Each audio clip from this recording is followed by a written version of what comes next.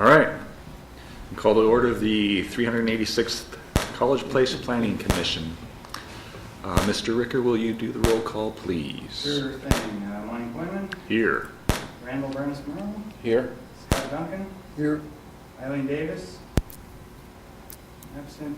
Ken Lauterbach. Absent. Dan Solson. Here. And Brian Roth. Here. Thank you.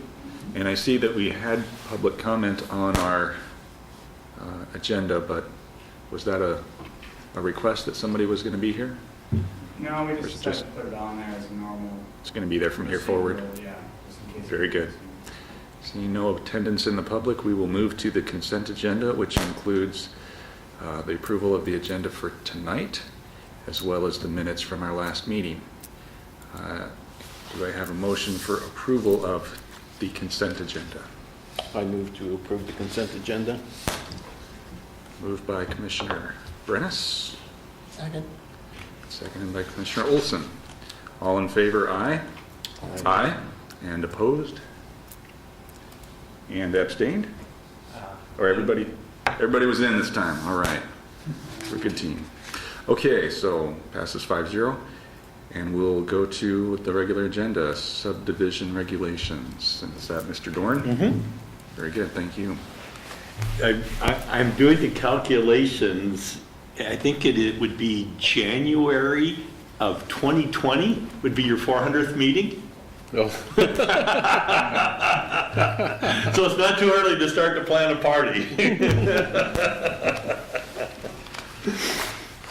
Subdivision, we wanted to follow up on last meeting's discussion, talk about how we address some of the issues. We wanted to have a follow-up discussion about a couple of items in particular, but we'd like to, at the end of this meeting, kind of bring the subdivision discussion to closure for right now, knowing that as we go forward, if we hit upon something that ripples back into subdivision, we can always reopen it. But we would like to kind of get through that, set it aside, and start talking about affordable housing, because the two, in fact, kind of go together very, very well. So we gave you a copy of the draft regulations in current form. Hopefully you had a chance to read through those. And there was a couple things in particular we wanted to check back on, just to see where we are. One of them has to do with the minimum lot size, and we talked about that. We talked about 6,000 feet being the minimum lot size, and we had talked about whether there should be some type, whether a certain percentage of the lots should be able to vary. We walked away from the last meeting with the sense of direction from you that the minimum lot size should be 6,000 feet. We shouldn't vary from that, but we did want to bring up an issue that doesn't directly relate to subdivisions, but could have a bearing on it. There is a separate provision in the code that allows for administrative variances of certain standards. And the code provision says that there can be a variance of up to 10%. So in the subdivision code, what that would mean is that you could have up to 10% of the units could have a reduction in the minimum lot size of up to 10% if we do nothing to address that, because that's already an existing provision. If the intent is, as you said last time, that it's 6,000 square feet, all of them should be 6,000 square feet, we would go over to that other section of code where it says administrative variances up to 10%, provided that it will not apply to lot size and or lot width or whatever the case is, if that's your direction. So we just, since it was in a different place and it potentially could ripple back through, we wanted to check to see. What that would mean is an example. If you had a 200 lot subdivision, then that could mean then there could be 20 lots that could be 5,400 feet as opposed to 6,000 feet. And so what would that mean? Well, if you have to have 60 feet of frontage, that means you could either potentially go down to 54 feet of frontage and have 100-foot depth, or you could keep the 60 feet of frontage and just have a less deep lot. So it could affect things one way or another, or we could just say 6,000 means 6,000. It doesn't mean 6,000 and 90% of the time, it means 6,000 and 100% of the time. So we want to get a sense from you, what your thoughts are. Some of the reasons why there might be a benefit to having that is if you have a large piece, and we're talking, say, a large subdivision or something, things don't always work out perfectly. You could end up with some funny pieces of property, or a road can, the logical connection of the road here and here gives you this much, and it just doesn't divide by 60. That might be a reason. Now, you could always make them bigger, so that's a way to deal with that. Or it could be that, an enterprising developer would say, well, any more lots I can get is good, so I'll just have up to 10%. So there could be a number of different reasons, and it's hard to distinguish motives when you have it. So further thoughts from the commission, or a sense of direction, or discussion among yourselves? Brian, you want to start us? I was just thinking about typical lot sizes in kind of more established areas of town. 6 seems to be pretty small stuff. I mean, it's minimal. There's not a lot that are smaller than that. Is that true? We do have in the old core, there are some smaller lots, not a lot of them. There are circumstances where, like it could be a 2-lot short plat or something that where it would be beneficial to have some. Well, I guess we've kind of addressed that in other Yeah, we're talking only about subdivisions. Yeah. Short plats is separate. Just subdivisions, 10 or more. We haven't, the current code doesn't, the way our current code is, that 10% administrative variance, it doesn't apply to the subdivision code. It applies to like setbacks and lot coverages and things of that nature.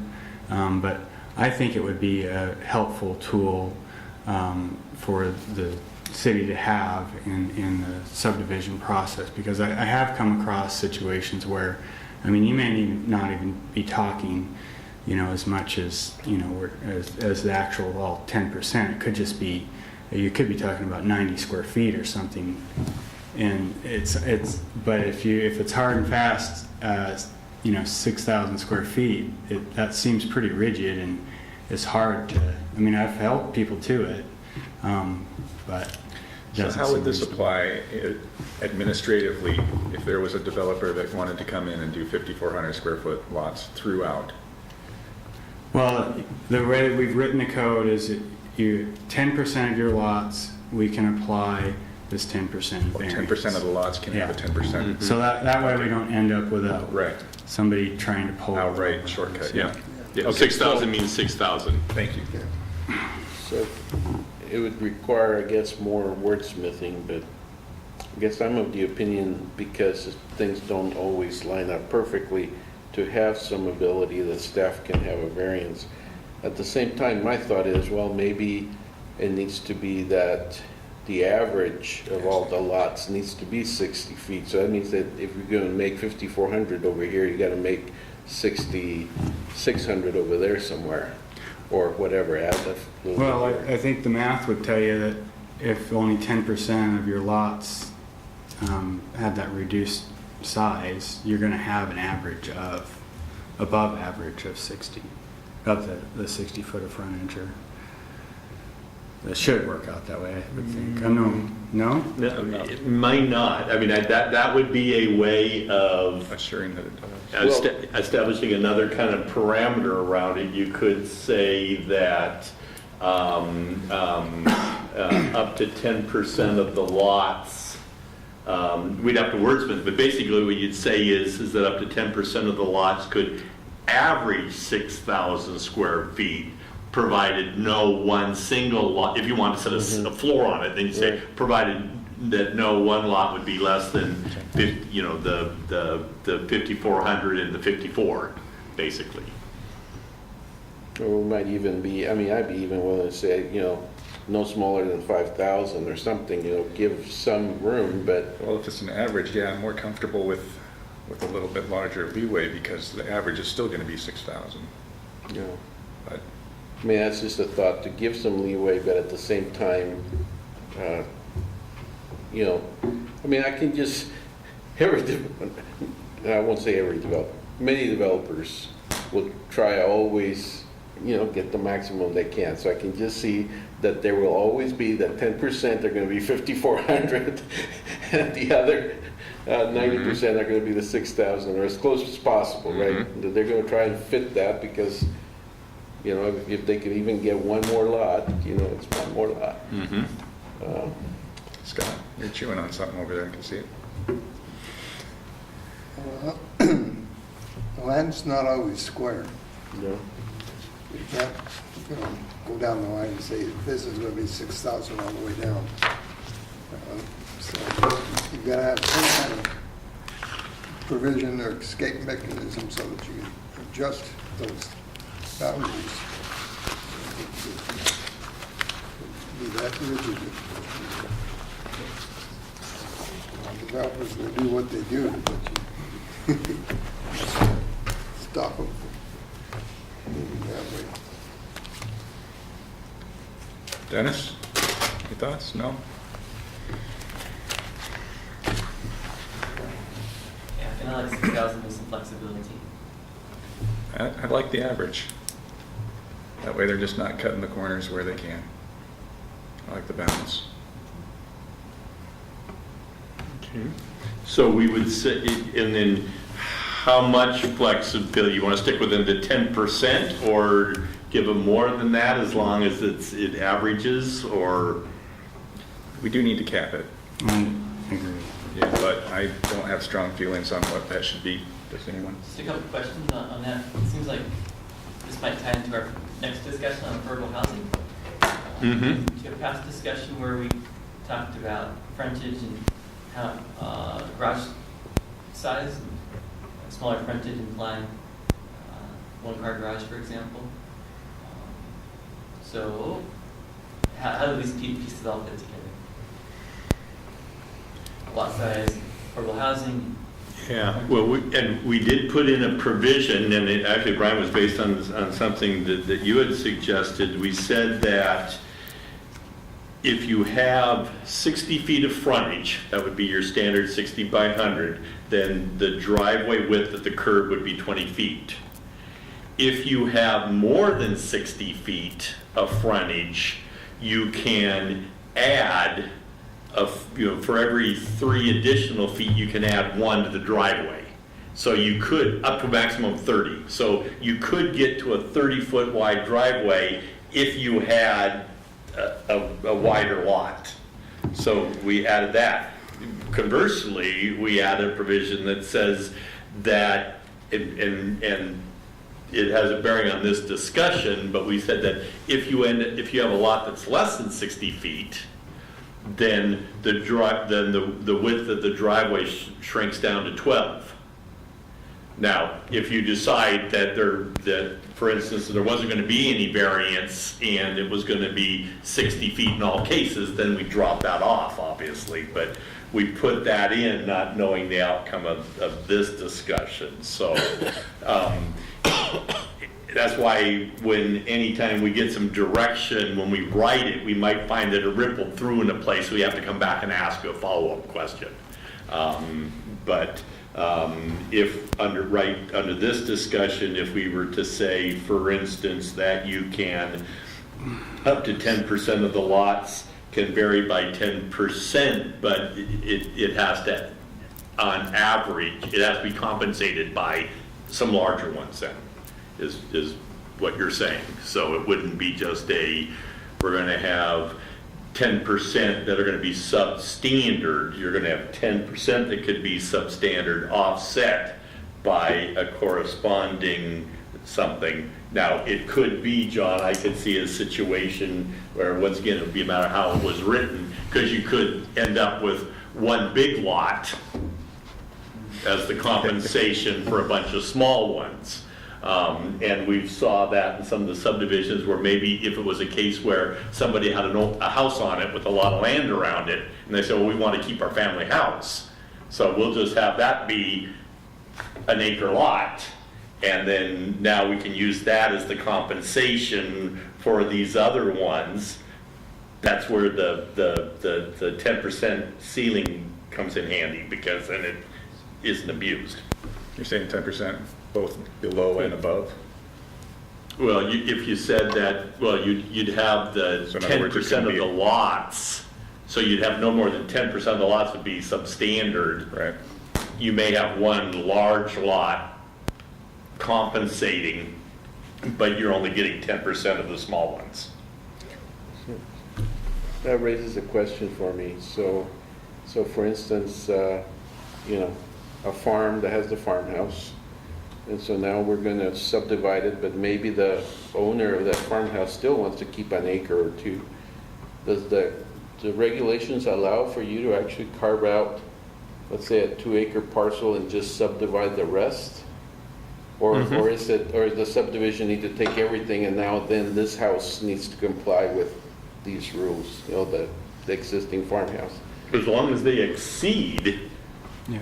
they're okay. Oh, okay, because these are minimum rules, Yeah. they're not, Right. okay. Yeah. All right. Yes. Some communities are going to maximum lot size, but Okay. What's Yeah. your feelings on that?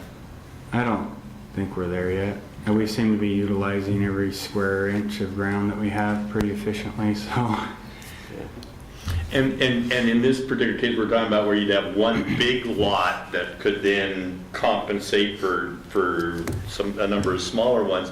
I don't know that that's necessarily bad, because that, in a sense, is a kind of an open space. I mean, it's creating and opening things up a little bit. So I don't know that that's necessarily bad, but you're putting a limit on the number of smaller lots that you could have, is really what you're saying. I'm not hearing any firm direction on what that threshold would be from our side. Do you have a preference, John? You want to throw a number out, or Greg?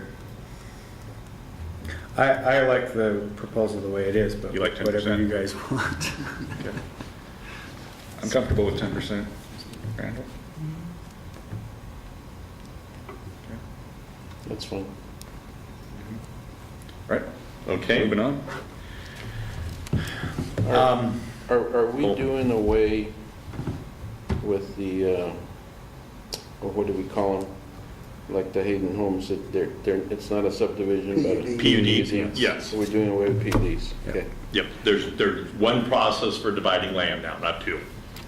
Well, so, and it may have something to do here when we discuss those affordable housing.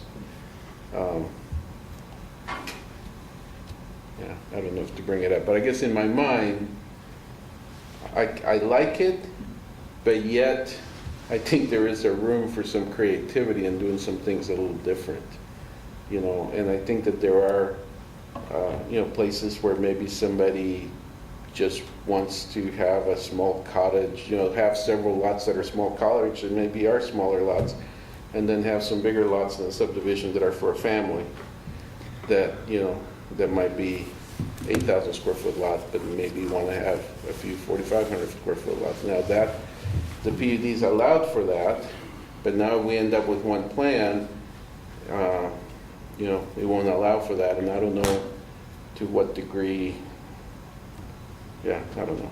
Just bring it out there, just what's in my mind. Why don't you hold that thought as we go through this discussion, because that's gonna come up a number of times. Yeah. On the short plat side, for instance, the way that the code is written right now is that the minimum lot size doesn't apply. The density does, but the minimum lot size doesn't, so that there's some flexibility in terms of how you configure. And part of the rationale is because as a short plat, it's only going to be up to 9 lots. So you're not going to get a Hayden home. Right. But you could, up to 9 lots, have some flexibility in terms of the shape, the configuration. Could be cottages or some other kind of way of providing some different housing options. It just, what we're saying, based on the discussion here, is that subdivisions, the 10 or more lots, those kind of developments, are going to be relatively standard. They're going to be predominantly 6,000 square foot lots, is what we're saying. Now, if at the end of the discussion and at the end of the day, when you're looking at the total body of work and everything, and you say, have we done everything we could for affordable housing, or da-da-da-da-da-da-da, you know, if you want to come back and say, let's talk about it one more time, that's great. But on the other hand, no, we covered that, we're there, that's fine too. So, you know, we have over there behind Home Depot, those kind of row houses, I don't know what they call them, They're townhomes. townhomes. So they're, I don't know what the zoning was there or that allowed for It's that. multifamily, and they condoed the building. They're vertical units. Right. Yeah. So in doing this, in a sense, we won't allow that anymore unless, again, it's multifamily. No, that was you would, in order to It'd have build to a be product like multifamily. that, you would need to be in multifamily. Okay. Yeah. And there will be potentially, when we're talking about affordable housing, we're going to be talking about a variety of housing types. And the subdivisions only relate to the creation of new lots. That doesn't deal with the issue of existing lots. And, or short plats would deal with the creation of a limited number of lots. And so there might be ways to be more creative in those kind of cases, because you're not going to get a Hayden Homes in, because you're limiting it, you're relying on other ways to limit what happens. So on the big parcel that we have there in front of the high school, the Mhm. Campbell's, right, property, and I don't remember now, how is the zoning designated in that parcel? Is there some mix of residential, commercial, and multifamily? Yes. Yeah, so up Okay. front it's commercial, and then it kind of transitions into multifamily in the land uses, but we're also going to build into the commercial and the multifamily a lot of flexibility in terms of what they can do, and so you can. Okay. So there is room as we grow that we're not just getting ourselves into the single family, you know, residential. There will be Mhm. some ability to have other types of housing. Yeah. And we'll talk about more in the affordable housing discussion about that, but trying to create, especially on the multifamily side, greater flexibility to be able to do things, not just, you know, tall buildings with a lot of units, which there's a place for those in the market, but some things like we saw on the tour, like clustering of smaller units and cottages with the shared open space, instead of everybody having a yard and things of that nature. So there'll be a number of ways to be able to address that issue.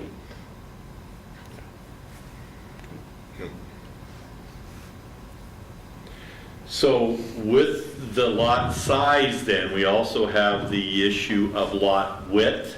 And we've said that 60 feet is the standard width. And an extension of the 10% rule would be that then up to 10% could have less than a 60-foot width, which would be one way of getting them to the, you know, the smaller lot size. You either shrink the width or you shrink the depth, one or the other. And so what the standards say is if the width shrinks, then your driveway width shrinks. If you have a standard lot of 60 feet, then you have a standard driveway at the curb of 20 feet. And then we have the Roth rule that if you have a larger than 60 feet, then you could get a wider driveway up to 30 feet, but not going to have a 40 feet or a 50 feet or a 60-foot wide driveway. So, What am I going to do with my semi?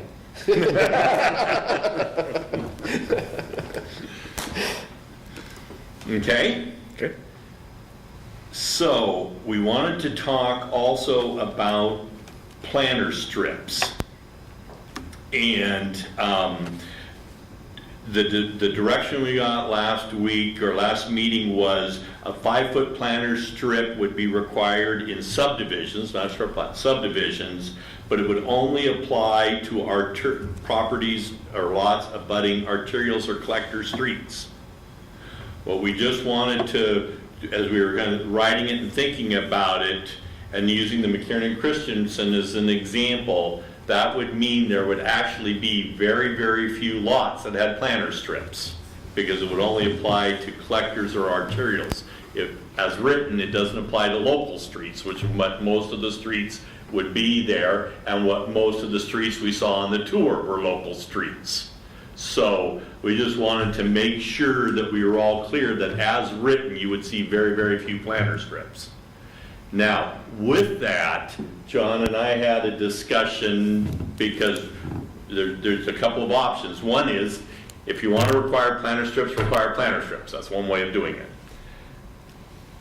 We also talked about, well, is there any way to mitigate adverse impacts from the developer's perspective? And we thought of two. One is, you could say, if you're providing a planter strip, then you can, the front yard setback now, which is 20 feet, you could say reduce it to 15, because you're providing a 5-foot planter. So there's still 20 feet there, it's just configured a little bit differently. But that's one way of accomplishing it. Another way of accomplishing it, which takes us back to the discussion we just had, was if you required a 5-foot planter strip, you could include the planter strip in your minimum lot calculation. So if you had a 5-foot planter strip across 60 feet, that's what, 300 feet? So you could, deduct 300 feet, so a 6,000 square foot lot could really be 5,700 square feet because you get credit for it. I don't like that as well as the building setback, but those were two different ideas we had. So you could, with respect to planter strips, leave it the way it is, which is limited applicability, or you could say it's all streets in a subdivision, and that's just the way it is. Or you could say all streets in the subdivision, but if you provide a 5-foot planter strip, you can reduce your front yard setback, or you could get credit for that as a part of your lot calculation. So we wanted to give you kind of a menu there. All of them have pros and cons, and you're kind of going through them right now in your own mind, but we wanted to get a sense of what your thoughts were on that. Thank you. Yeah, should we start on the other end? Dennis? Start with you? Not yet. Not yet? Scott, was it anxious? All right. I have some concerns. You've got a 6-foot sidewalk. Okay. You've got 5 feet of planter strip. You're taking up quite a bit of space on the front end to begin with. And then you're only 20 feet back, so you've already got 11 feet that's being used. And I don't know planter strips, but my wife referenced planter strips as messy. And also, she noted that along Lamperti, of course, that's not 5 feet, but they're raising sidewalks down there. If you go down the sidewalk.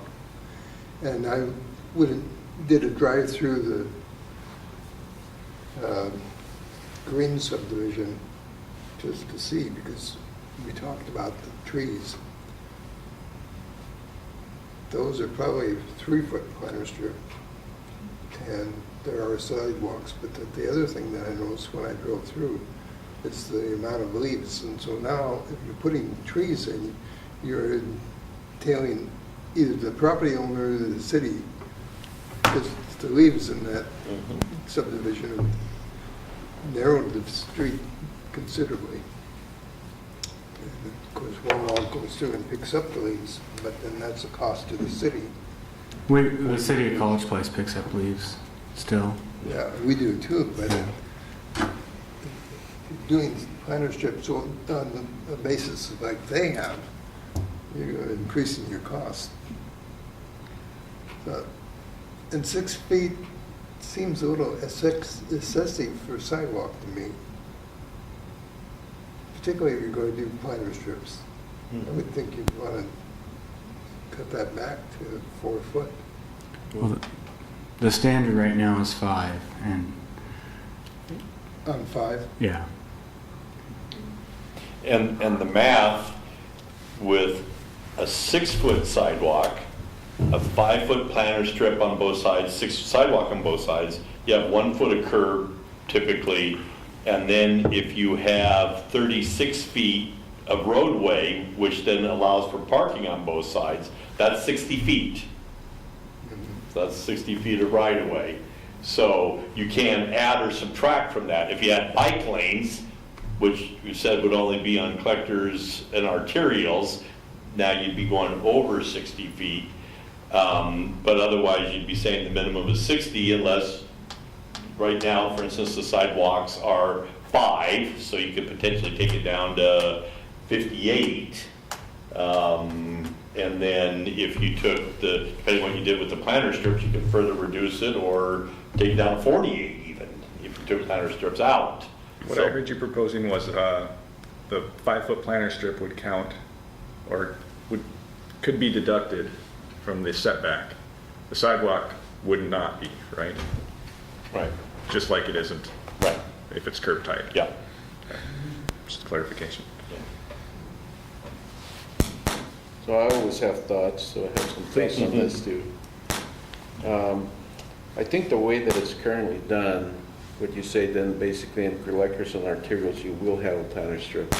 I think there's a benefit there because there's going to be more car traffic in those streets, potentially faster moving cars.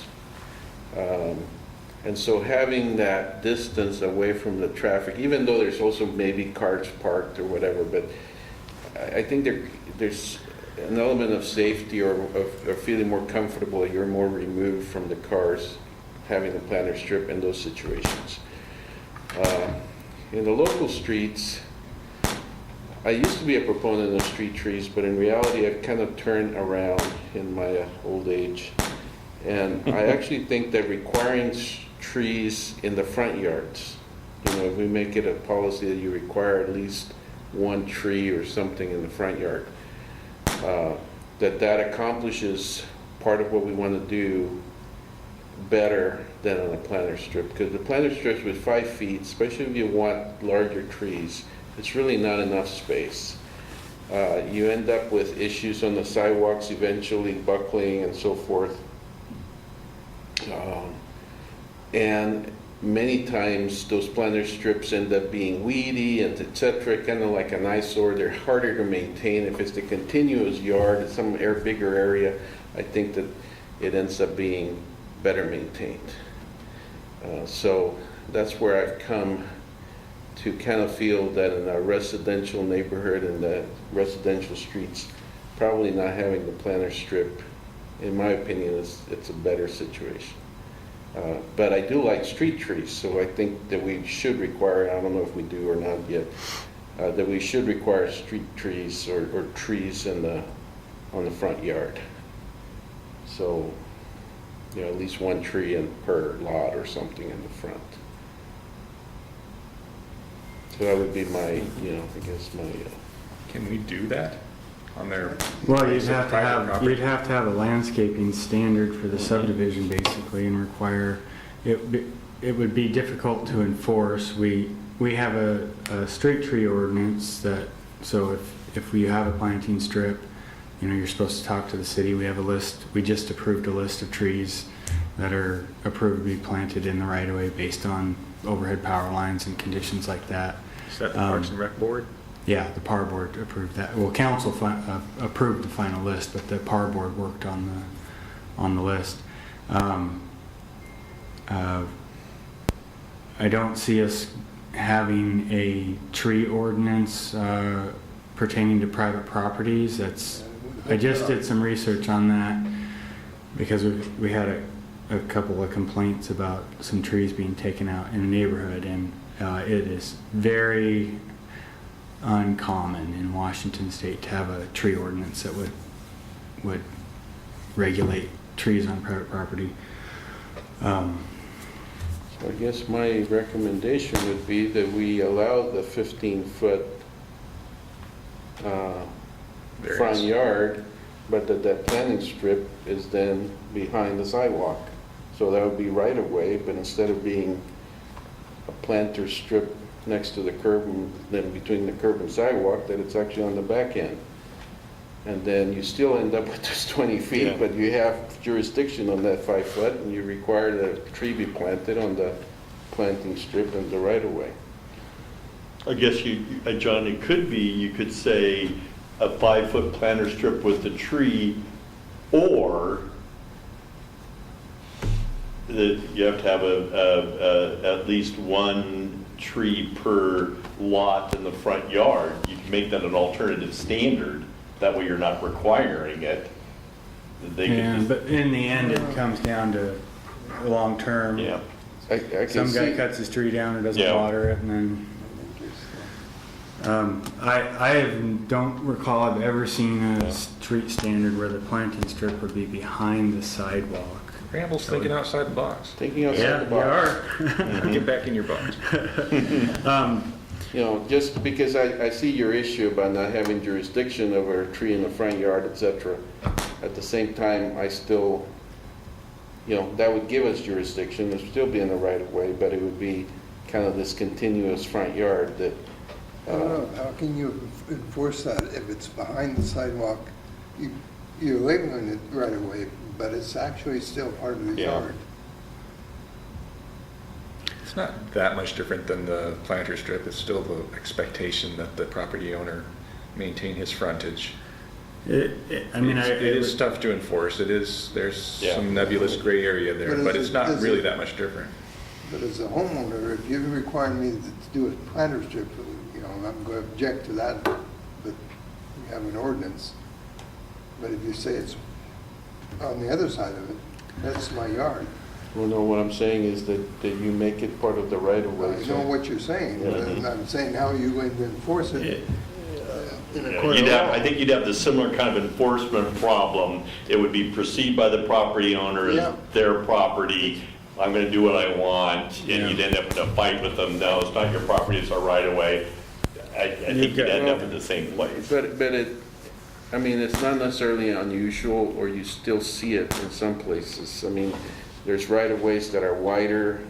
At some point, you know, people are using it and the street's gonna be widened, and it's like, and then you go tell them, sometimes it's a surprise to them, oh no, this is where the right of way ends. Or streets that are not improved, the same thing, you know, at some point they may get improved. People think, okay, I'm maintaining all the way to here, but in reality, they're in the right of way. I have 60 foot of right of way. That's part of my front yard. Yeah.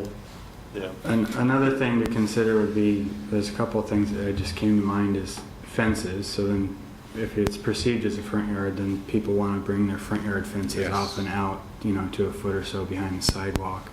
And then the other thing that popped into my mind is behind the right of way, we have a 10-foot utility easement. So now if that's considered like the yard, now we have utilities in the middle of people's yards essentially, which seems strange. John, going back to the voluntary thing, you could say that the front yard setback is 20 feet. And say, provided that local streets with a 5-foot planter strip can be reduced to 5. And then let the developer decide how he wants to configure it. You'd have to, the whole lot would be the same. You couldn't checkerboard it, block.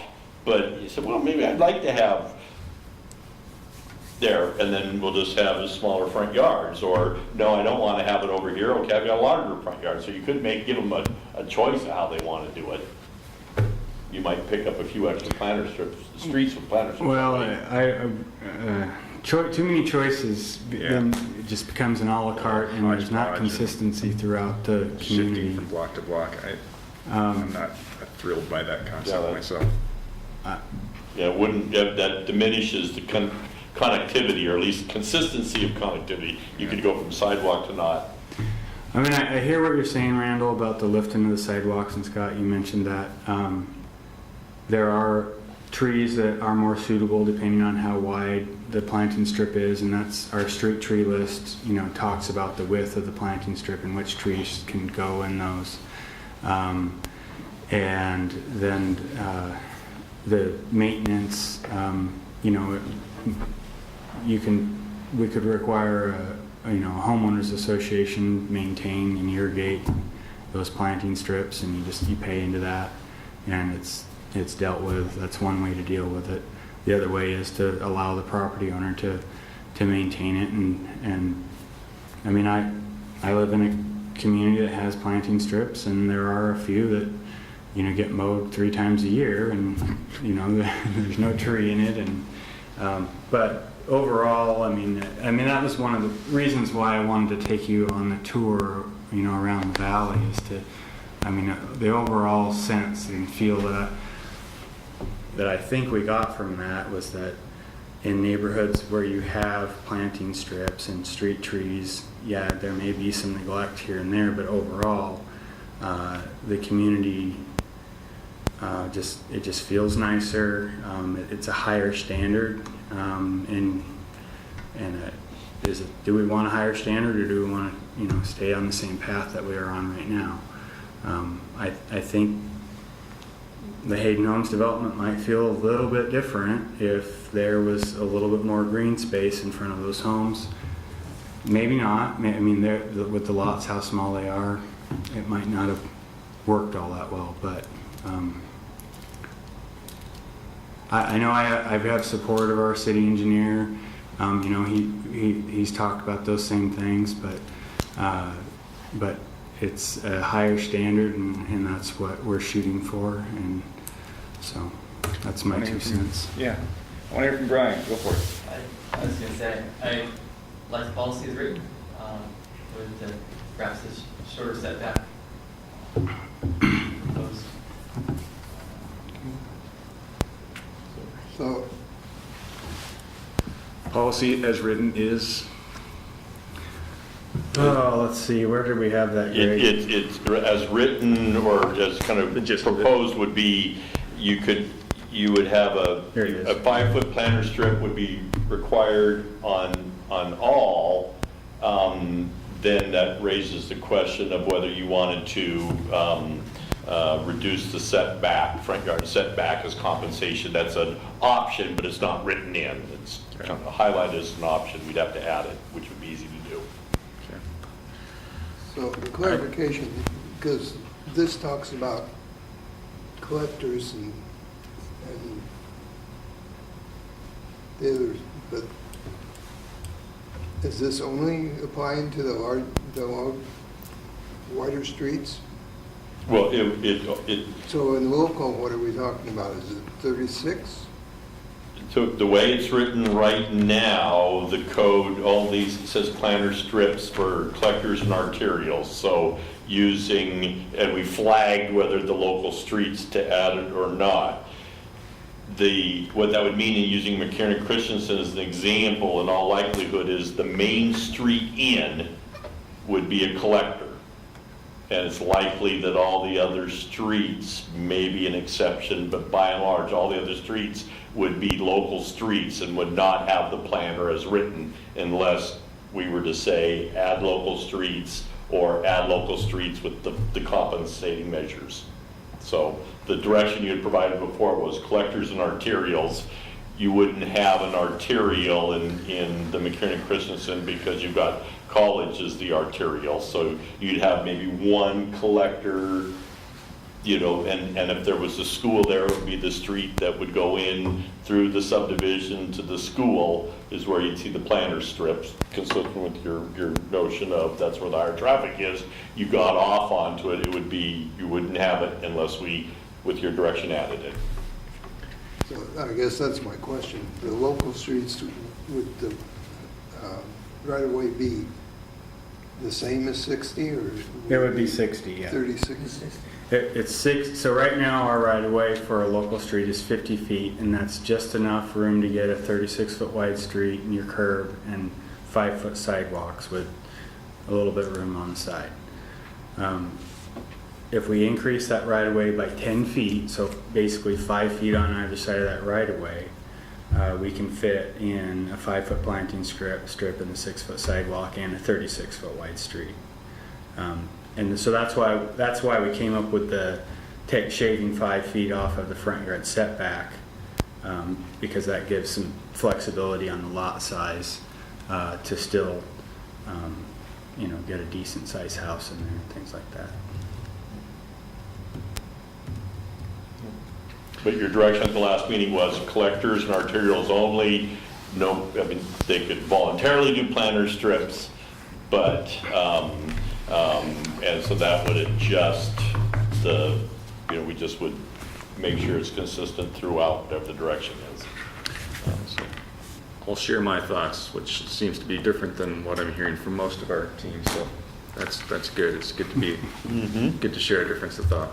I love planter strips. I think that's what we enjoy when we look at other locations, and I'm sorry I missed the field trip, but I do like planter strips. I think we should be encouraging them. Maybe in my old age I'll change my mind like Randall shared that he has, but I still like the street trees in the planter strip. I like the shade for the parking strip. I like the look of them in the 3 seasons that they're leaved and changing colors, and I know that we have had a significant issue in the past with the heaving of the sidewalks. It's absolutely a real problem, and I believe, and I could be wrong, that that's primarily an issue of not planting the proper trees in the proper locations, that they should be planter strip size based, which I know City of Walla Walla has gone to, and it sounds like College Place is going to as well.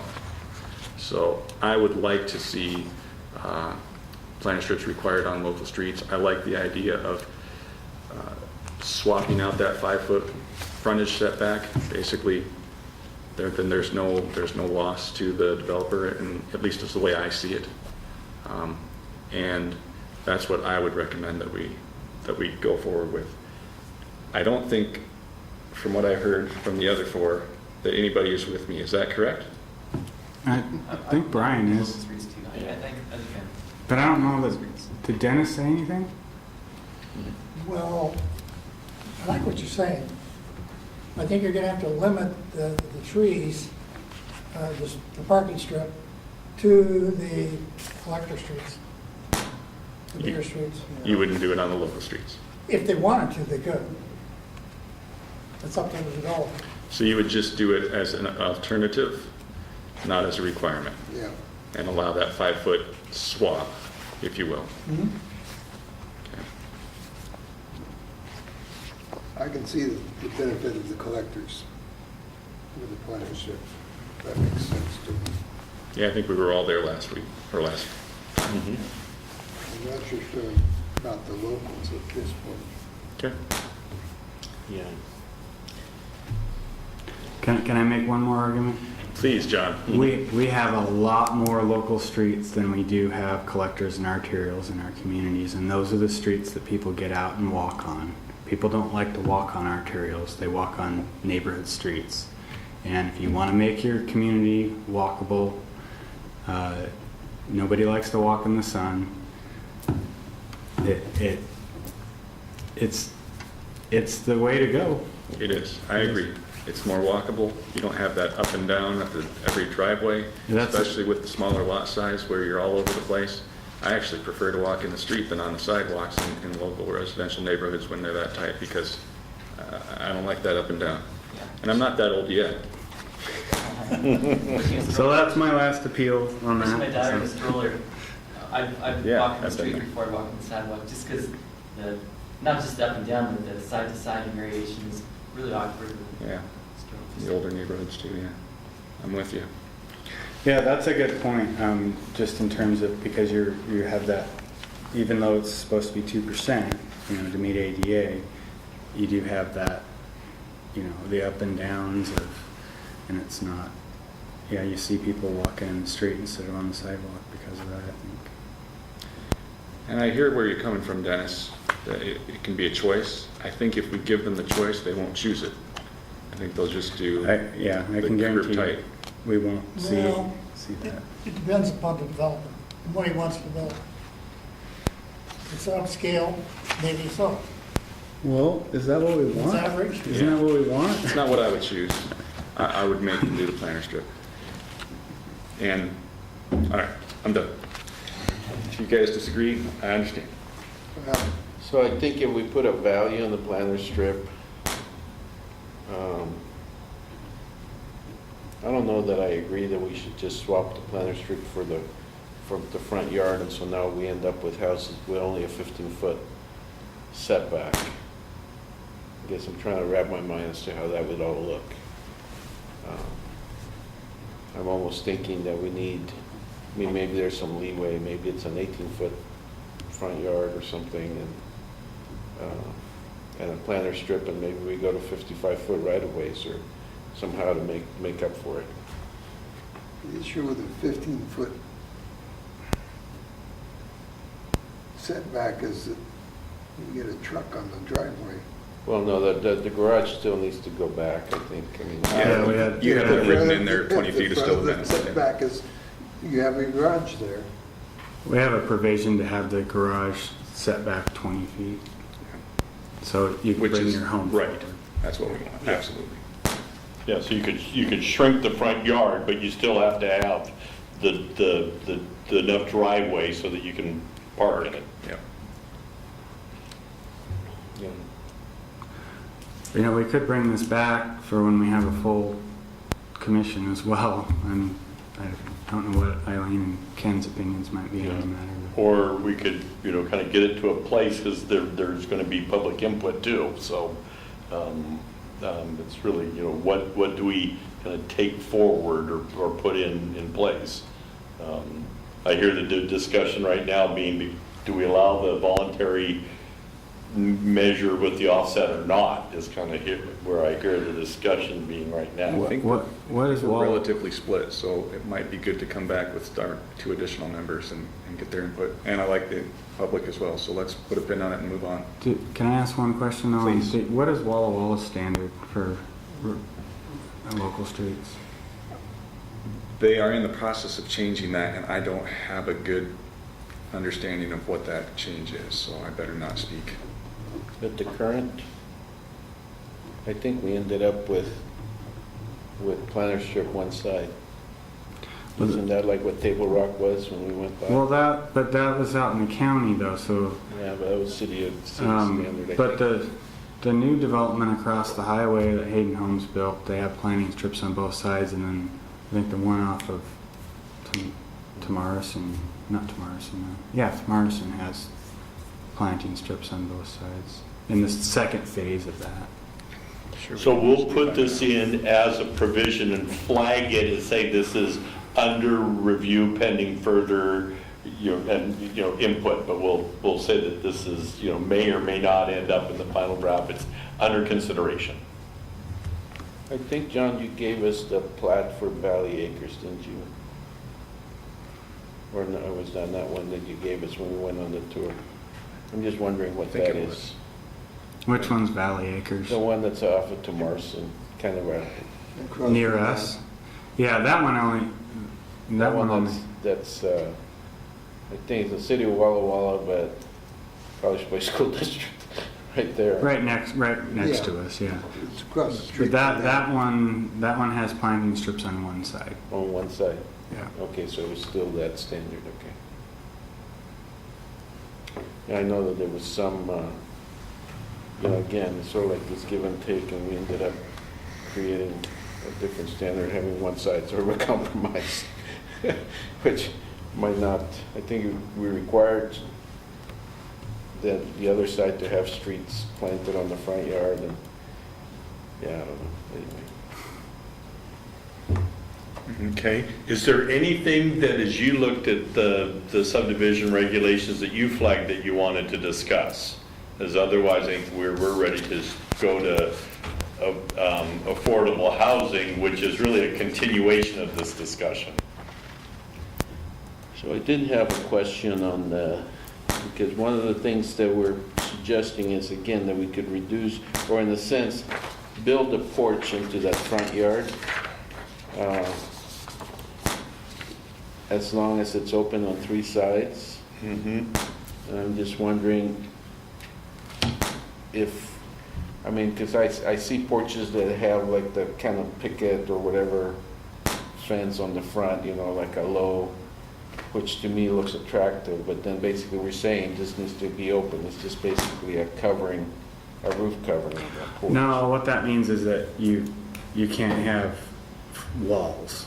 So, Okay, so you could have the Yeah. balusters or whatever, like a, so how you get to 3 sides is, say you have a side-loading front door.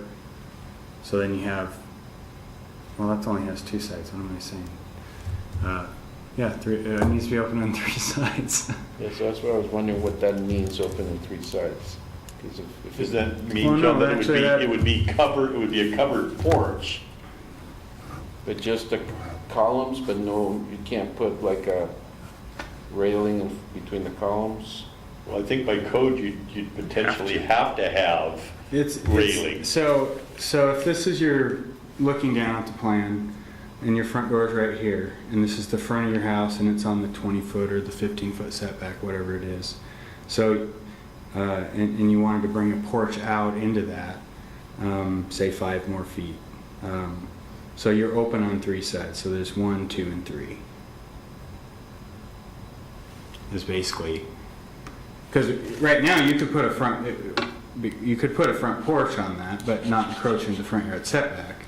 And you're only open on 2 sides, which is fine, because you're meeting the setback. But if you want to come into that, then it has to be open on 3 sides. Okay, so the front side, if you put a railing, that's still considered an open side? Yes, yeah. Okay. Okay. yeah, and there very well be, depending on how high off the ground it is, there very well would be a code requirement that you Yeah. have to have a railing there. Yeah. Okay. Yeah. But a screened-in porch would be closed. No, I think screened in, I think that would be all right. We're not in the south. Yeah, I guess that's what I'm thinking, where I live in Florida. I had a question about number 8 here that says the front yard setback may be reduced to 15 feet if, and then it gives 3 options. And I wasn't clear if that means either or any of those 3 or all 3. So that, the yellow portion that's highlighted was the subject of the discussion, so that potentially could come out. Or that would be one of the things that's flagged that says, this, we figure out how to make it clear to people that it's part of the discussion. Right. And then the other one, the porch one, we just, so B and C would apply,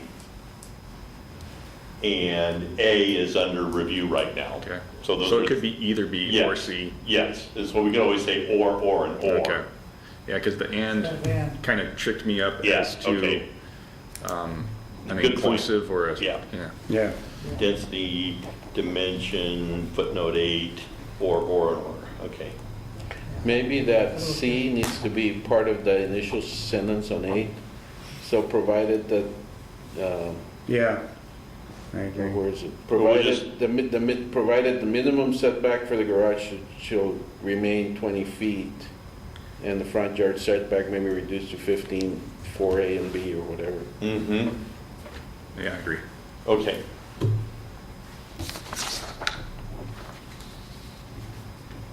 Good, thank you. Otherwise, I'm good. Okay, anything else?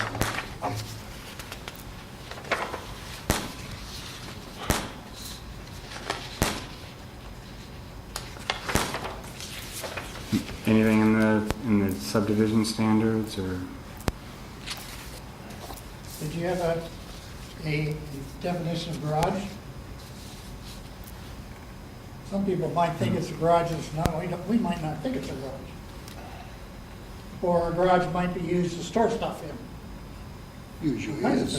things. Usually is, yeah. Well, I think if there's not a definition, you go to kind of the standard common knowledge of what a Or garage then there may is. be one in the build, the The building code. Building might code define probably what it has is. a definition for a garage. You might just have a carport, for instance. Or is a carport a garage? Yeah, they carports tend to be defined as going back to the discussion of open-sided. Yeah, okay. I don't know if it's covered or not, but I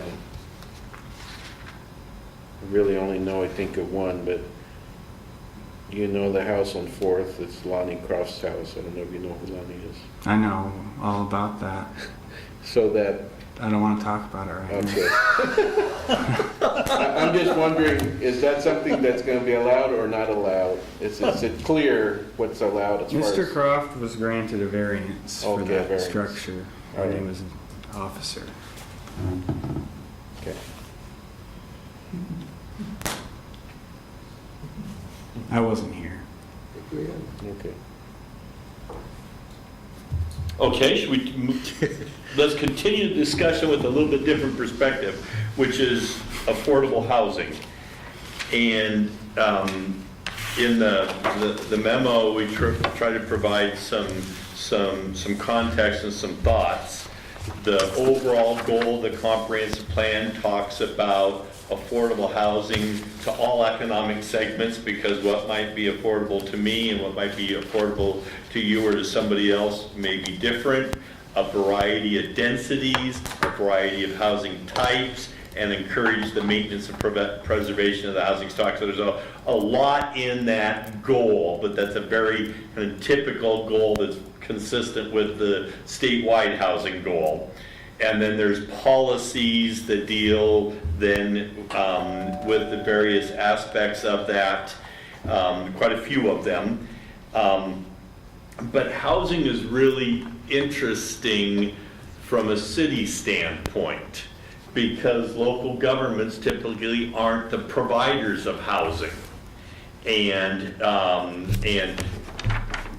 do a number of things that affect housing and the price and the quality of housing. The standards is one of them.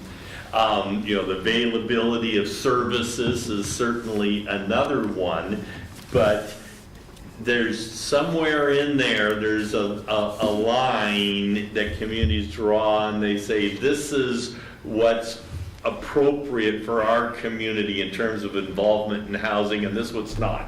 Communities have the same kind of discussions on economic development. This is kind of what's appropriate for us, but this over here is the private sectors. And so in housing, when we're talking about affordability, there's a number of complications, because all economic segments, I mean, there could be some folks that have very high family incomes, but they still can have affordability issues. It gets complicated in a hurry. What are some of the factors that affect the affordability of housing? Certainly the amount of land, the availability of land and the zoning. So in theory, the more land you have available, then price, the cost of that would be down. The less you have available, the cost would be up. So that's one. The availability and the cost of infrastructure is another one, because things like, what does it cost to hook up to the water system? What does it cost to hook up to the sewer system?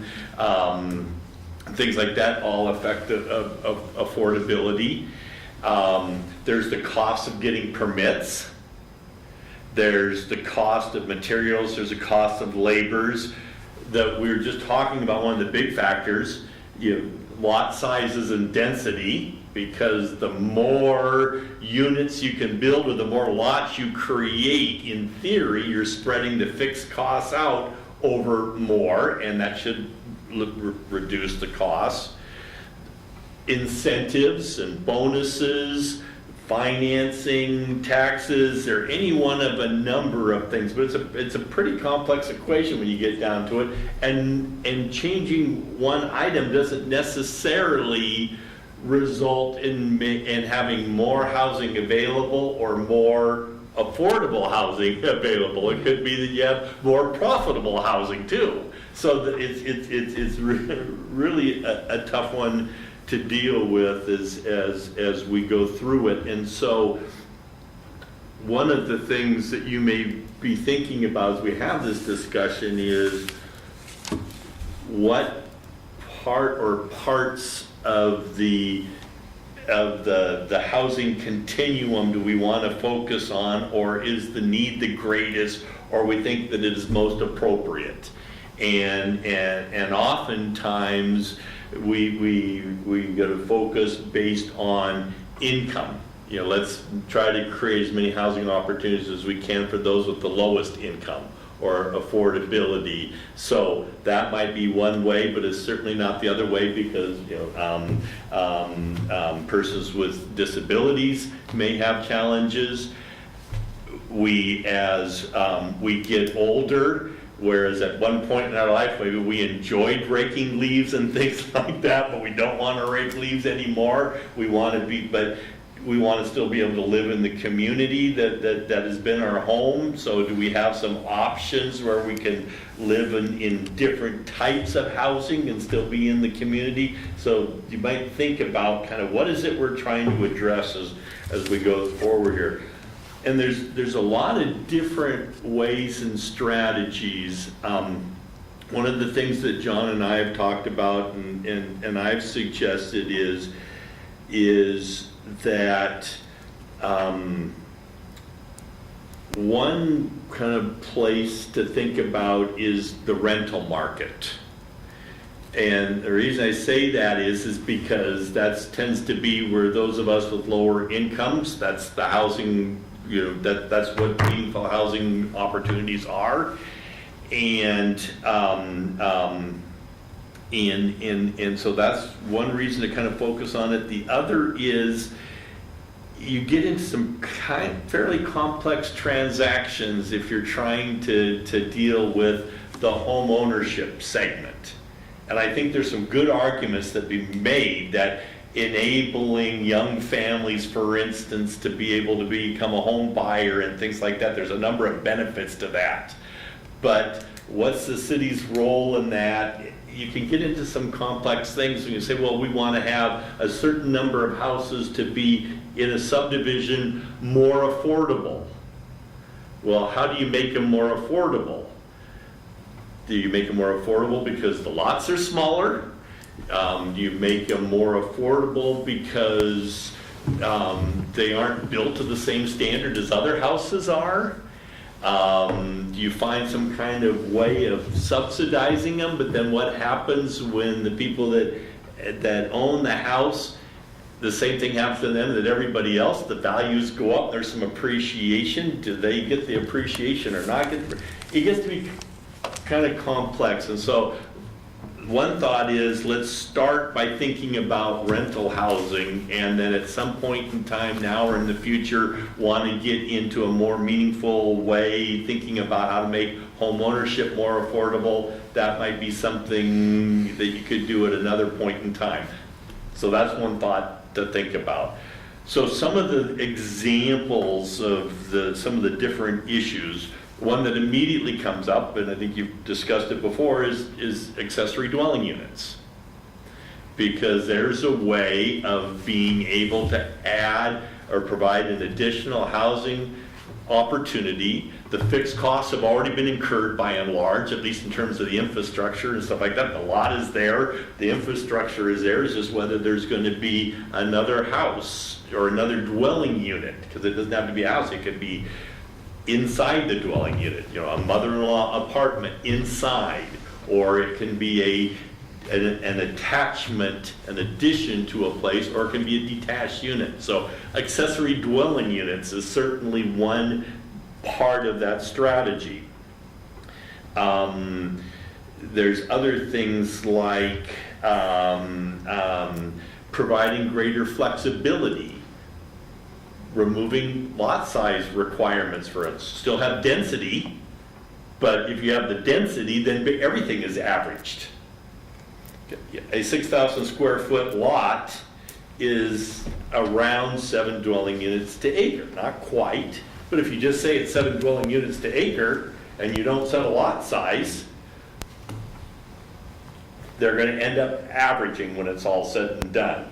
And so, and the way that the code is written right now is we've provided some of that flexibility on short plats because they're bounded by the number of units. So you wouldn't get a Hayden home, but you could get smaller developments that have different lot sizes, different configurations and everything. That's another way. Sometimes you can allow density bonuses as an incentive. Multifamily, for instance, some communities have removed the density requirement and said, we'll let the market decide as long as you meet setbacks, parking requirements, whatever the case may be, because there's going to be only so much you can do. There's kind of minimum sizes in order to comply with the different requirements. So why constrain? Give the development community some flexibility in that regard. So those are a number of the different kinds of things that could deal with. And so we thought we'd try to kind of break it down into some pieces. I think, John, you provided a draft of the ADU, the accessory dwelling unit. Yeah. So it is not uncommon for cities to have some standards specifically that govern accessory dwelling units. As larger cities, the state law requires if you get up to a certain size, you have to allow accessory dwelling units. You're not of that, so it's an option that you have. And one of the interesting things now is some communities are even looking at it not an accessory dwelling unit, but are even in terms of accessory dwelling units. What if you had a mother-in-law apartment inside and you converted the garage into a dwelling unit? Is that bad? So you've got some options there, and so we thought we might just start to discuss. Actually, why don't we just see if you have general thoughts and comments about affordability before we start to jump into some of the specifics. But like I say, our thought is maybe to focus more on the rental market and the affordability side and the diversity of types and choices, and try to provide more of that and not bite off things like how can we reduce the cost to buy a home to buyers. One of the things so I'm sitting in on there's an affordable housing group that community council has put together. We're meeting every Tuesday and talking, and they're bringing in speakers. And one of the first speakers talked to us about when we're thinking about affordable housing. Most people, the first thing they go to is an affordable home that I can purchase. We got to think globally about all housing products out there and make sure that, because a home may not be suitable even for somebody that has a family. Maybe they're just staying in the area for 2 years because they have a job here for a short amount of time, and they need an affordable apartment to live in. The vacancy rate in the valley, in Walla Walla County and Columbia County is like 0.5%. So it makes it really hard. I had a neighbor that was renting across the alley from us, and the owners of the home were moving back to Walla Walla, and I think they had 2 months to find a place, and they barely found a place, and it was like almost double what they were paying in rent already. It's difficult if you're a renter and you get evicted. It's really hard to find another place, even if you have a good rental history and you didn't get evicted because you weren't paying your rent. In fact, John, the statistic they shared with us was that the state of Washington has the lowest vacancy rate in the country, and Walla Walla County has the lowest vacancy rate in the state. Now, that doesn't mean that Walla Walla County has the lowest, in the country, but is the lowest in the lowest state. So there is something unique about what's going on here in terms of rental housing being available in this broad region right now. And so that's one of the reasons for kind of thinking in terms of, well, what can we do to increase the supply? And there's a number of different, not only just ADUs, but allowing mixed-use developments in commercial areas, for instance, is a way of increasing the supply. So there's a lot of different ways that you could do it. At the end of the day, if someone will say, well, what is College Place doing to promote affordable housing? It will probably be a number of different things that you say, well, we are doing this, and this.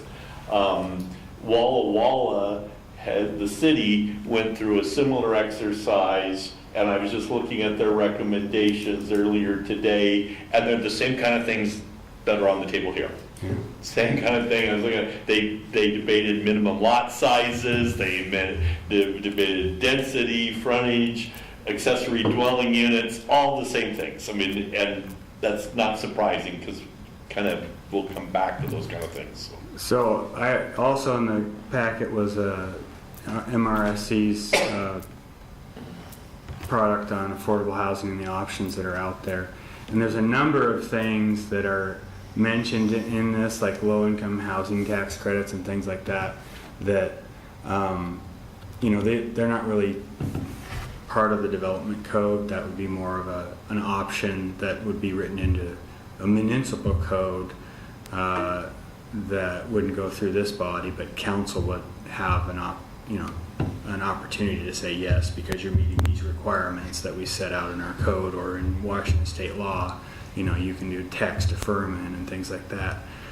There's incentives that the state has that other jurisdictions like Walla Walla have the opportunity to utilize and market to encourage affordable housing to be built in their community, but it's not every community is capable of utilizing that tool because of the way they set it up. There's a population base. There's if you don't meet the population base, but you're the county seat, then you can utilize it. Or there's a couple of other areas, and that's one thing that our council is. We have a lobbyist that we hired with the port, and I think Walla Walla. Now Walla Walla has their own now, but anyhow, that's one of the items on our lobbyist agenda is to get a bill passed that would address and make that tax incentive available to every community in Washington state. Of course, a lot of the bigger cities aren't on board with that because that means maybe those projects might not come to them. But so this is a cool book to look through, pamphlet, just to kind of see what other options are out there. But also towards the tail end of it, it does get into some of the other stuff that tiny homes and things like that. It gives you kind of a good understanding of, like, with the tiny housing movement, how some of the hurdles that industry is facing. They're treated basically as recreational vehicles, so they have to get permits through labor and industries, and it's really a recreational vehicle, an RV, so that's why they're having a lot of trouble gaining support from municipalities, because most codes say you can't live in a recreational vehicle year-round. You're like College Place, you're allowed up to 2 weeks in a calendar year. So if you have a company that comes and visits, they can stay for 2 weeks, so on and so forth. But technically speaking, you can't rent out an RV. And so, anyhow. General questions or comments? As you can see from this, we'll get into a myriad of things as we proceed, but any kind of general questions or comments on the affordability front? What's our rental capacity in the state? Because a lot of older sections have basement apartments, some accessory units that are being used that way. So overall rental, how spread are we in the city? Well, the vacancy rate is, 0.5%. We have a good mixture of neighborhoods where, a lot of the older core, they're every now and then we're still finding out about basement apartments that we didn't even know existed. And some of them are really old, and then we have had quite a few new apartment buildings come online in the last couple of years. The Hambies are building up on the top of College Avenue, the Hill. Thad Sermons applied to build 40 units off of Spitzenberg. So You have, in terms of vacant land, you have much more vacant land that is zoned for single family than you do multifamily. And the most, well, in both cases, the biggest, the area of vacant land is McKiernan Christensen. And they do have an area that is multifamily that's the zoning, and then they have the single family. There isn't a lot of vacant land zoned for multifamily in the town right now. That's where things like allowing multifamily as a part of a mixed-use development in commercial areas is that potentially helps, because that expands the amount of land you have, but you have a relatively small area to work with right now. Now, the other question then is, well, are there ways that we can increase the efficiency of what we do have? And that's where one example would be accessory dwelling units. Yeah. The flexibility of short plats is another, because you do have little pockets. So that could potentially help those two things. And then looking at adding things to the table of permitted uses like cottage housing and some of those other kinds of things to make it real clear that they're permitted. Those would be a couple of other ways of increasing efficiency. Yeah, with our narrow lots, and this is an exercise that we went through when we were justifying to the county our applications to expand the UGA. Simple math, when you pull the numbers from the county, we've got, in our core, we've got big lots, but they're narrow and really deep. And so the numbers say, well, there's a lot of acreage here for further redevelopment, for significant redevelopment, but because of the patterns, we have these deep lots that are being underutilized. So having flexibility with like maybe the cottage housing element, where you might be able to get, basically a parking lot, a driveway for a parking lot back in, and then be able to develop a cluster of little cottages in the back, or do accessory dwelling units in backyards above a garage or something. There's a lot of capacity there, I think. May I ask, where did we end up with our negotiations with the county on the UGA? They're going to hearing next month. December 5th. December Okay. 5th, yeah. So So that'll go before the planning commission, and then later that month it'll go to the county commissioners for final decision. So is it, kind of follow up, is the thought that I'm just kind of proceeding with the administrative process, but there's probably no hiccups coming? I mean, we do feel pretty confident, or do we think we might have some issues to? I think our case is pretty solid. There were some property owners over on Pepper Bridge that recently... Ridgeview, those homes that are within the Soaring Hawk development, the county put out a map that showed that development as being proposed zone of commercial, and that spread like wildfire, of course, to all the neighbors. And so the people that have those 1 acre plus size lots are mostly opposed to being in the UGA. Well, are you running into a problem of of single-family zoning all of a sudden becomes residential combination of some kind, and becomes multifamily zone. I haven't heard of many complaints or issues about that. Well, none of our UGA applications have any component of multifamily in them. But The going one back issue- to the affordability, that certainly could be an issue when you do an upzone. The one affordability factor that there may be is with since so much of the vacant land suitable for development is in, one development entity. There's two property owners, but we'll say one entity.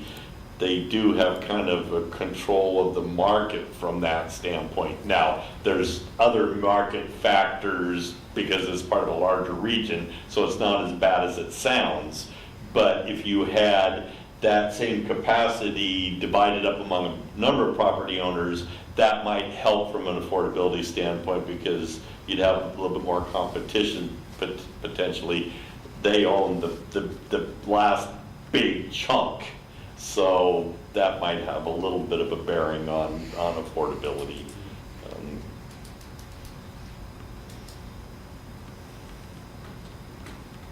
So are there any thoughts on one accessory dwelling unit versus two? Whereas, like Greg said, if you could have up to two if you have one accessory dwelling within the primary use, within the primary home, and then the second one could be like above a garage or something like that. Seems like tying that to lot size could be helpful. Mhm. I guess the other question I have is many of these neighborhoods were developed with services, provide service for a certain density. What happens when we increase the density? Will we still provide services? I'm thinking parking, or water and sewer, or? Well, we definitely would need to address the parking. Most codes have one per dwelling unit. We have capacity for water and sewer, is not an issue. And I've had discussions with the city administrator and the mayor about to keep those units affordable, having council waive the connection fees for those because they're accessory to the main units. They're not, because it would cost you $7,000 to put one accessory dwelling unit in for just the water and sewer connection charges. And that's not, nobody's gonna do it. And then also, You said you spoke with them, but no. well, we would have to work through the process. I'm sorry. I've spoken with them, and they're in favor of promoting something like that. Yeah. Thank you. Some communities, for instance, on parking and ADUs, some say, if you're going to add another dwelling unit, you have to be able to show how you can, park on site. Some have said, well, if you live within a certain distance of a bus stop, for instance, you don't have to. Or you could argue maybe within a distance of the university, you don't have to. You could argue that no matter what the distance is, you do have to. Those are all different factors. Yeah. Regarding the lot size, what a lot of the communities are doing, they're not looking at. There's not a minimum lot size requirement per se, but they do restrict the size of the accessory dwelling unit, so that you don't want to end up in a situation where maybe you have a 800 square foot cottage in the home, the primary residence, and then behind it they build a 16,000 square foot house. That's not accessory to the. That's right. Yeah. And So you also see things where the accessory dwelling unit has to be in the back, not the front. So that's one of the ways of kind of overcoming that So- leapfrogging thing. You may a restriction on the size of the ADUs. Some say 600 feet. Very seldom, if ever, do you see it over 800 feet. Some say you have to stay within the setback requirements. Some say if it's real small, we'll let you go into the setbacks. Some still apply lot coverage, some don't.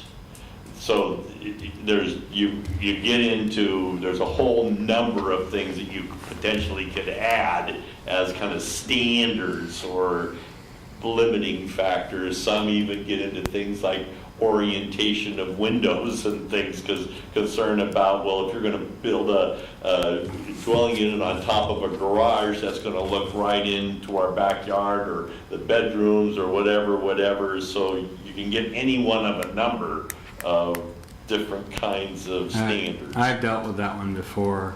When I first started working here,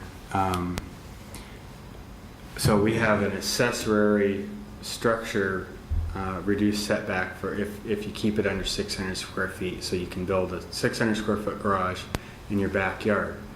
The way I had initially started interpreting it when I was here was that it was the footprint of the structure that was limited to 600 square feet, because I was thinking about lot coverage. And really the way it's written, and we had to issue a clarification, a code interpretation, but what happened was I issued a 600 square foot garage, and the guy built a unit above it. It was his office. He had a remodeling deal, and the neighbors. But what it ended up turning out was that after he got a C of O, he went in and added a bunch of things, and then started renting it out. Well, it had windows that looked right out into the neighbors on the side yard, right into the neighbor's yard, and there are ways to address that.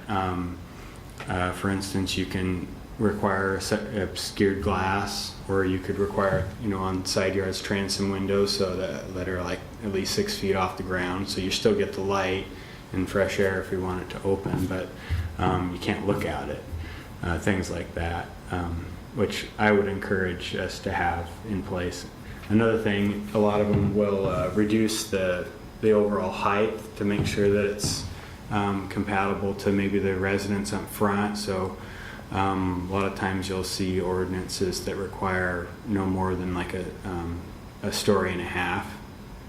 So you end up with, and you're limiting the size of these things anyhow. So usually a lot of them are limiting them to either it's a studio or no more than one bedroom, because they're not really intended to be rented out to a family of 5.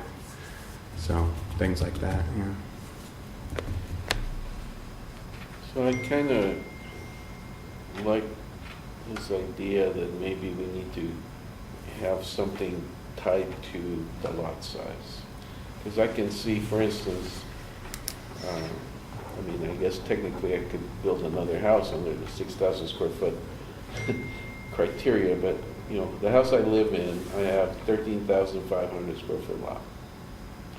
So I have a big lot. Now, I don't intend to build another house, but if I wanted to do a accessory unit, you could, argue that, maybe I could have a 2-bedroom sort of unit to rent out or something. And I have a big lot, and there's lots of space and for parking, whatever. Well, that might not fit so nicely if I only have the 6,000 square foot lot. Or the same thing when we start talking about 2. Do we have 2?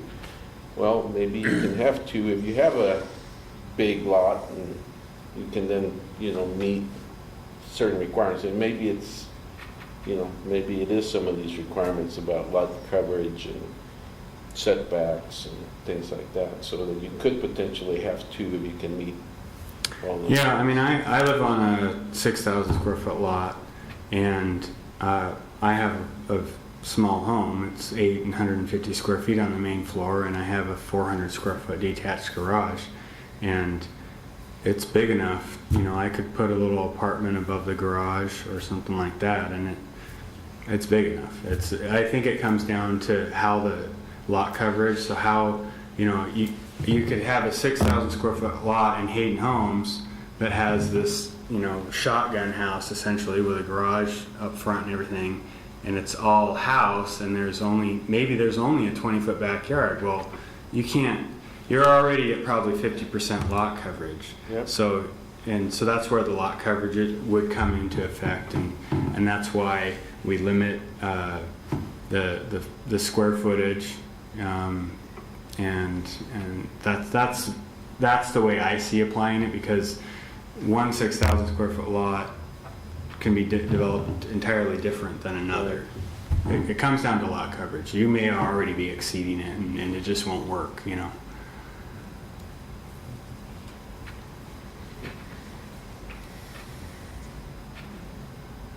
I think generally myself, I'm for having some kind of ADU, allowing ADUs with guidelines. Mm-hmm. So that, again, it may be that a particular house depending on the guidelines, you can't have one. Right. And then another one, maybe you can have one that's only this size, or, it needs to meet certain guidelines. Another house, you might have one that maybe it's bigger, or maybe even two in that one property, if the property is big enough. And you're saying that we have some lots that are narrow and deep. Yeah. I could see where maybe not even in the same building, they could actually build something back there that in essence is sort of like another house. Yeah. But that it wouldn't be marketable as itself because there's no real good access. But if it's an ADU, well, all of a sudden you can maybe have a 2-bedroom house for family to live in. A good example of that are the properties just north of the railroad tracks. As you're coming, is that still Rose? Does it continue to be Rose when you come into town? Mm-hmm. Yeah. So on the north side, they're long lots, and the railroad is the back, and they're really, really deep. And because we had this discussion with the county said, well, all those can be subdivided. Well, they can't, because you can't get a road or anything past the house to get back there, and you've got the railroad tracks back there. But sharing a driveway or having a common driveway area, yeah, you could put something back there, because there's it's a pretty big area back there, in fact. And there's one case where there is. I'm not convinced it's a legal crossing of the railroad to get to it, but there's enough room that you could actually build back in there, and that's where lot coverage comes in. Because if you say that you could build, you just have to meet the lot coverage requirements, they're going to occur on the bigger lots then. Yeah. And what you might be talking about, Randall, is, in a scenario where the lot's so big that, some of these older lots, maybe it's a different product. Maybe it ends up being, maybe they do a cottage and use the cottage housing as their option. And maybe it's really a true home. It might be a 2-bedroom or a 3-bedroom, but modest in size. But it couldn't be, you're still one lot, one property. They couldn't sell it separately. It's still an ADU. Right. But it's providing an additional living unit in the community, which potentially could be more affordable. Yeah, what I've seen, if you want to utilize the reduced setback, then that's generally when the size restrictions come into play. So if the lot's big enough, but you don't have the access necessarily, but you could you could meet the setback still, then we could do away with regulating the size, or maybe still have some regulation on it, so you don't end up with, again, some of this big monster behind a little house out front. But You have some lots north of Whitman yeah. that are deep that could be used, that kind of it. Mm-hmm. So is this tying into the same sewer service, same water meter? Or are we making street cuts when we do this? It can. Generally, they do. The meter,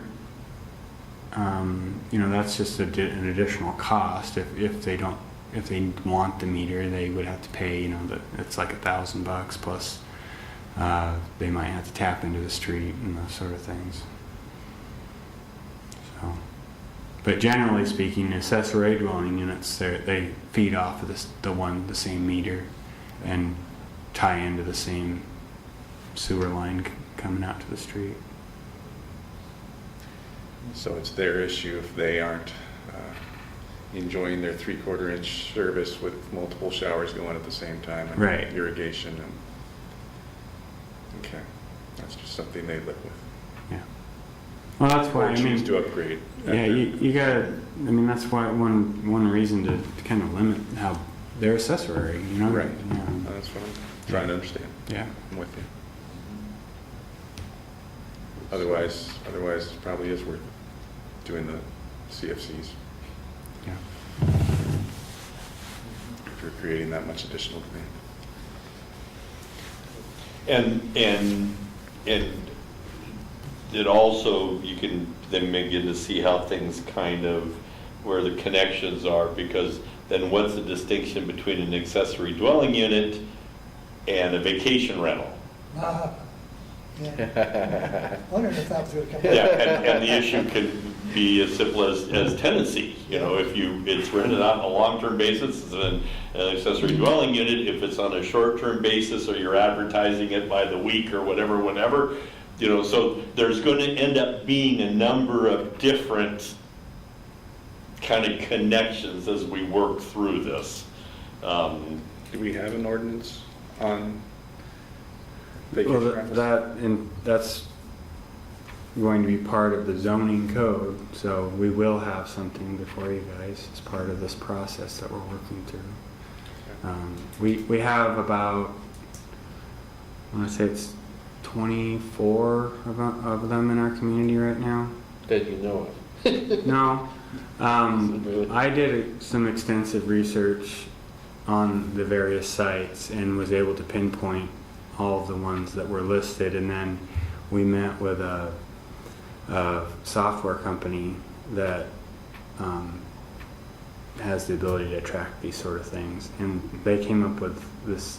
I think I had one less than them, and we even found the one that is an RV that somebody's renting out. So what count did you say? 41? No, 24 I think it was. 24. Yeah.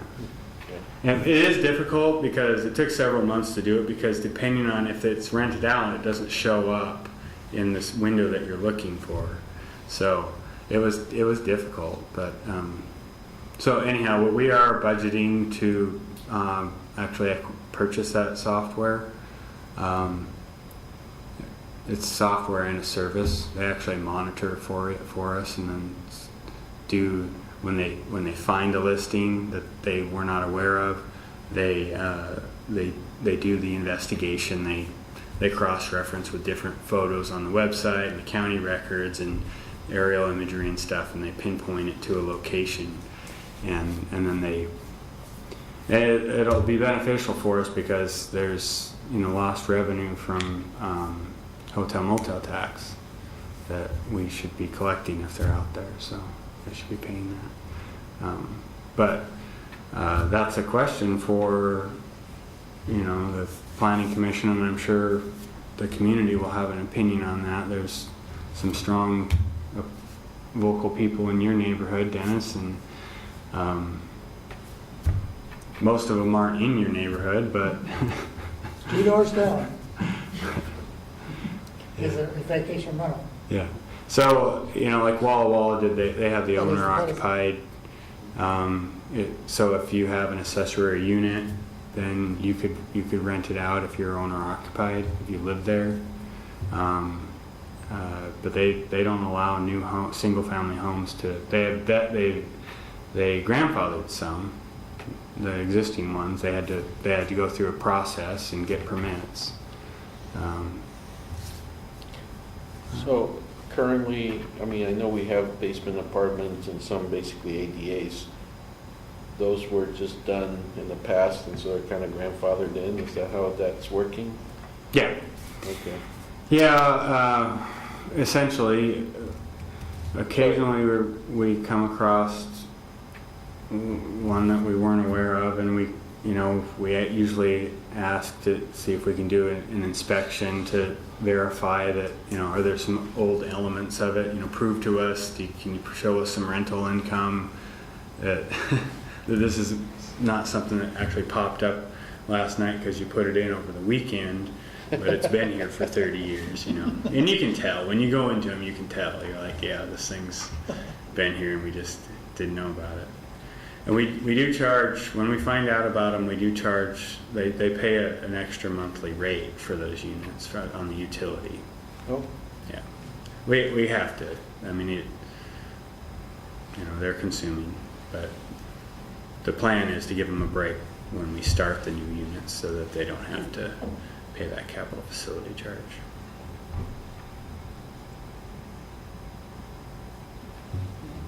So at the next meeting, we'll bring back some regulations, and like we did on subdivisions, we'll highlight some of the policy issues, or we'll have some things, you know, that may be a start of a list, and we'll have some other questions. So we'll, for accessory dwelling units will certainly be one of those, where we'll say, here's some thoughts and here's some of the questions that we'd like some feedback on.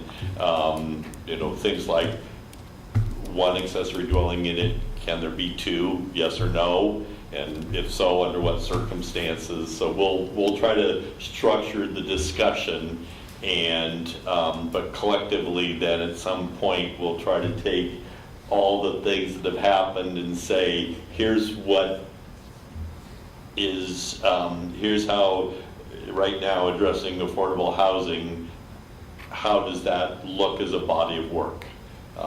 And so that will be kind of a check on everything. And if, like I say, if we hit something and it ripples back through, we might go back and have a further discussion on something we had previously discussed, maybe with the benefit of some new information. So that will be next. John, the next meeting would be the third Tuesday, which I think it turns out that Christmas is actually the week after that. The third Tuesday and Christmas are not the same week, is that correct? Yes. So our next meeting would be on the 18th. December 18th. Yeah, so Christmas is then... Is the next Tuesday. Yeah, so the question is, does the 18th work for you for a meeting date? That's the regular date Yeah. Mhm.